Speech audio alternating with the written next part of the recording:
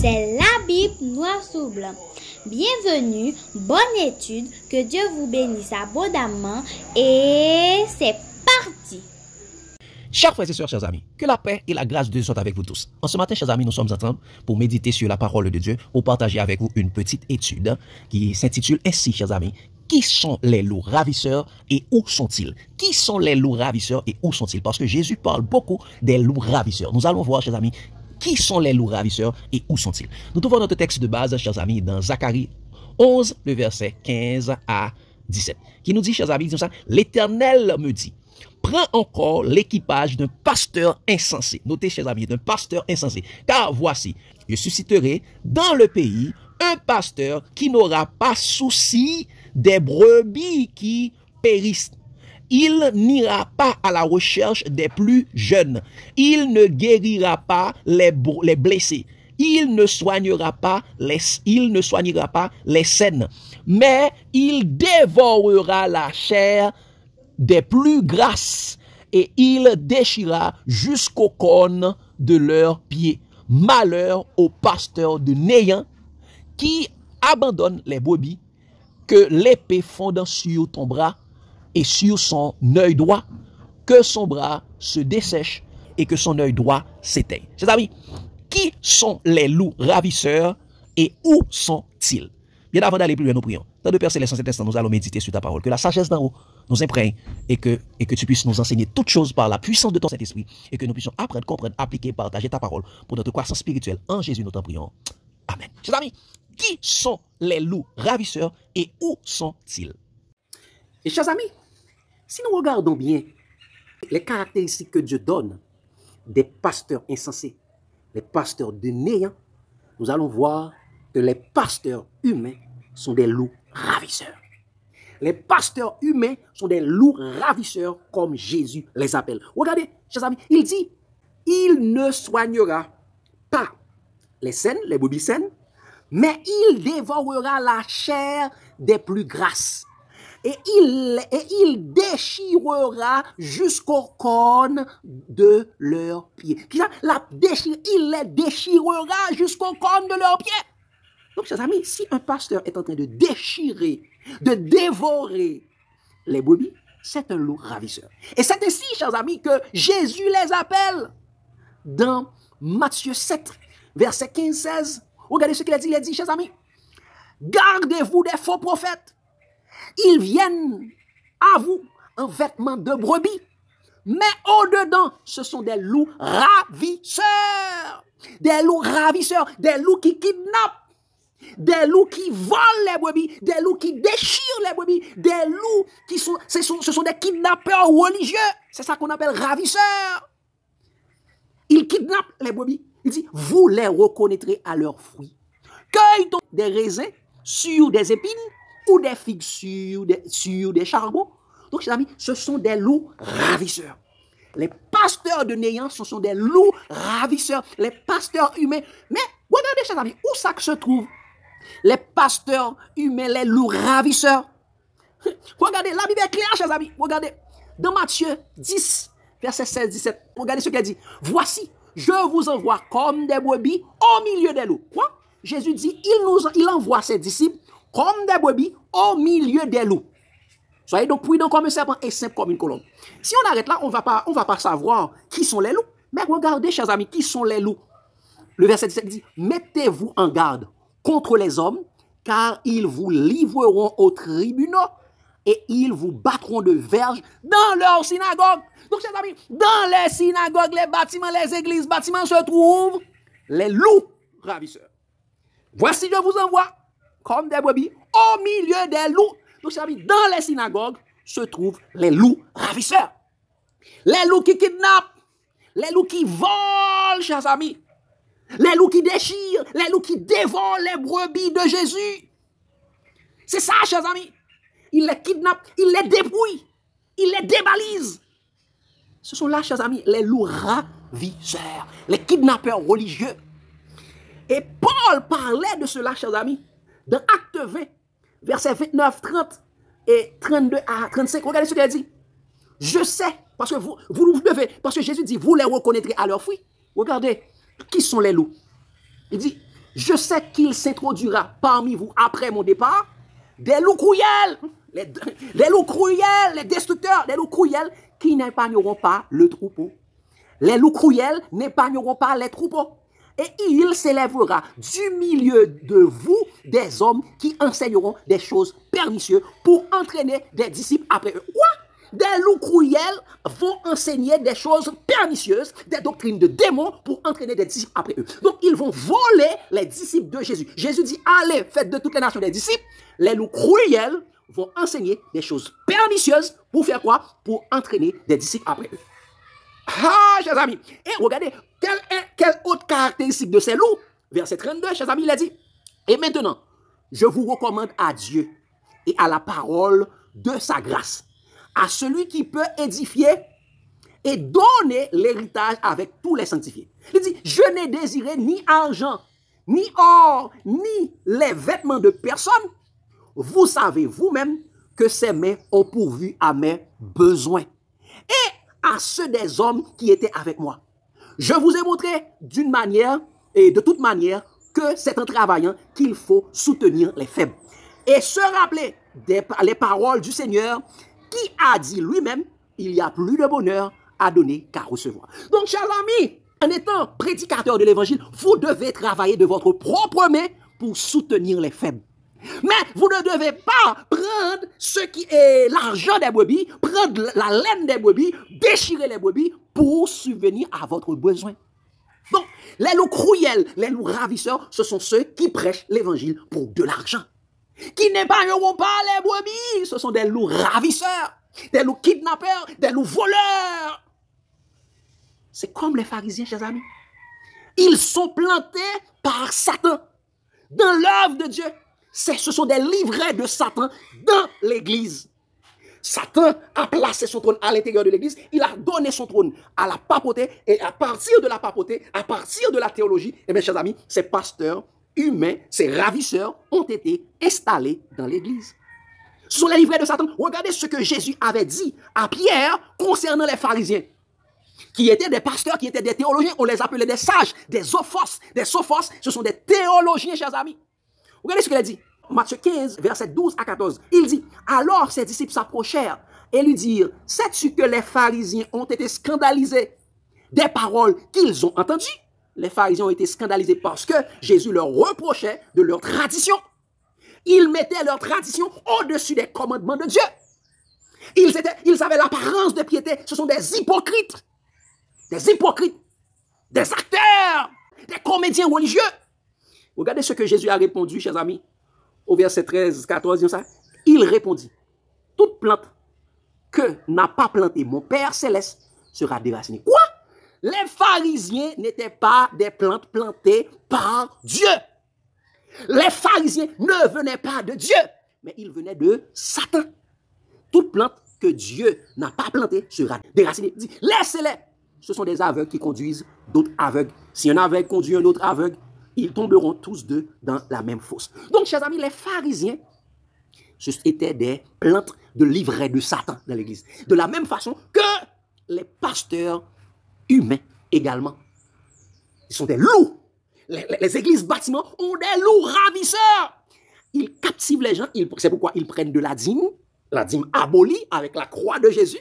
Cette dîme qui faisait partie de la loi des ordonnances de Moïse, qui est abolie, ils continuent à le prendre. C'est parce qu'ils sont des loups ravisseurs. Ils vivent de l'argent. Ils font de l'évangile une source de gain. Et nous avons dit, chers amis, celui qui prêche l'évangile pour de l'argent, celui qui sert Dieu pour de l'argent, est capable de servir Satan pour encore plus d'argent. Ce sont du livret de Satan qui a été semé dans le champ de Dieu. Dieu dit, le champ c'est le monde. Mais eux, ils travaillent à l'intérieur de l'église. Dieu nous envoie dans le monde.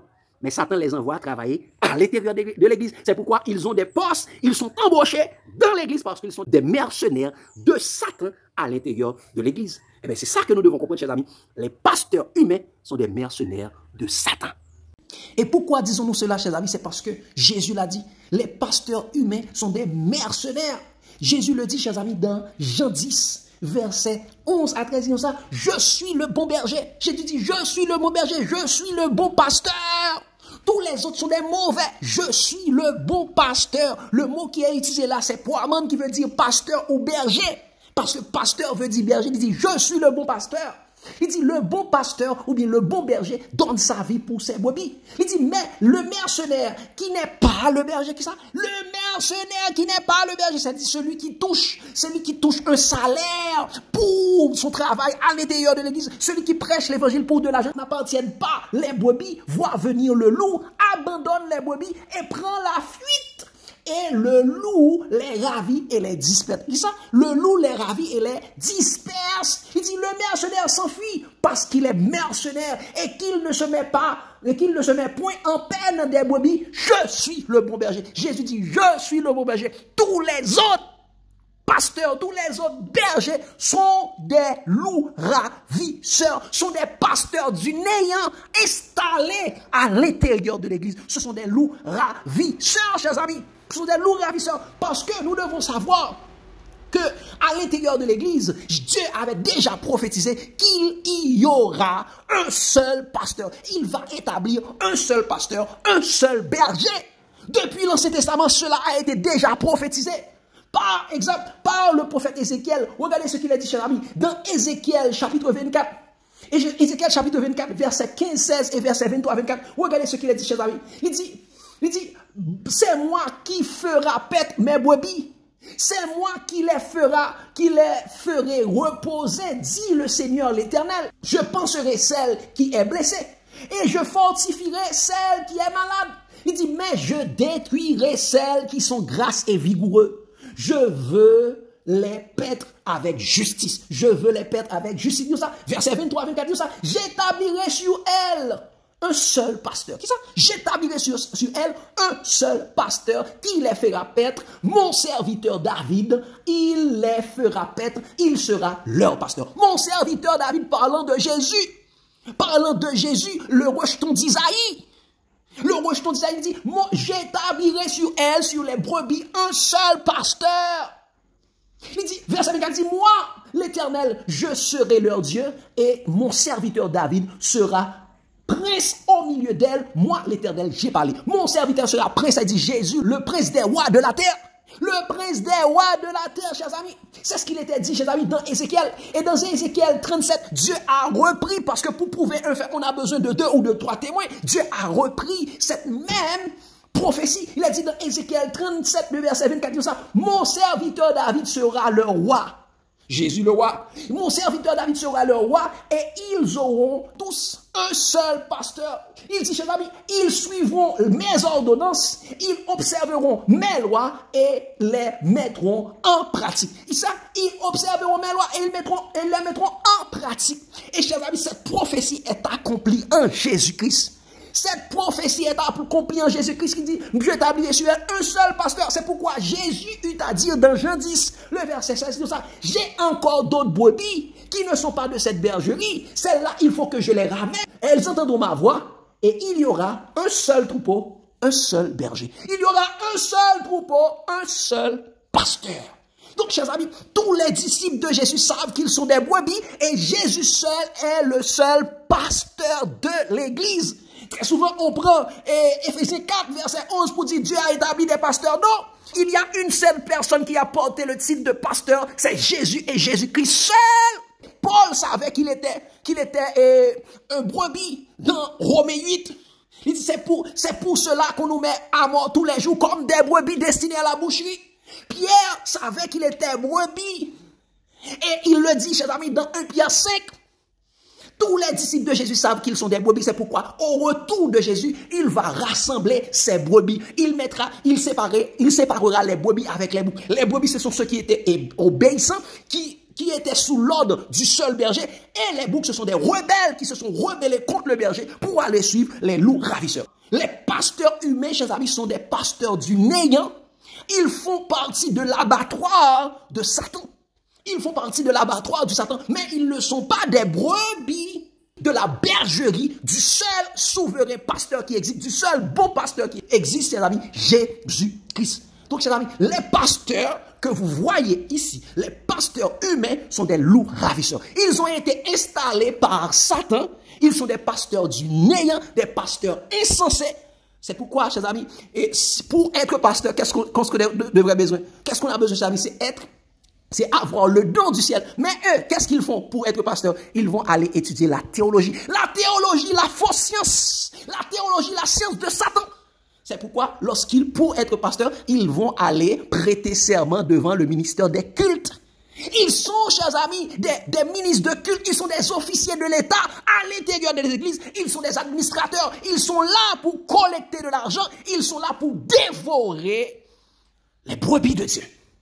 Donc, chers amis, ce sont là les loups ravisseurs. Et où sont-ils? Ils sont à l'intérieur de l'église. De la même façon, chers amis, dans le monde, il y a des loups-garous. Et bien, chers amis, à l'intérieur de l'église, il y a des loups ravisseurs, des loups kidnappeurs, des loups cruels, des loups qui dévorent les brebis de Dieu. Il les disperse. Il les, chers amis, il les pourchasse. Ce sont là les loups. Dehors, il y a des loups-garous dans le monde.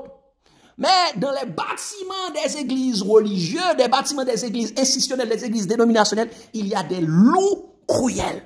Des loups ravisseurs, ce sont eux qui ont installé le kidnapping. Ce sont eux qui ont donné le modèle de la kidnapping. Ils ont pour père le diable, ils imitent leur père. Donc, chers amis, n'appelez personne votre pasteur sur la terre.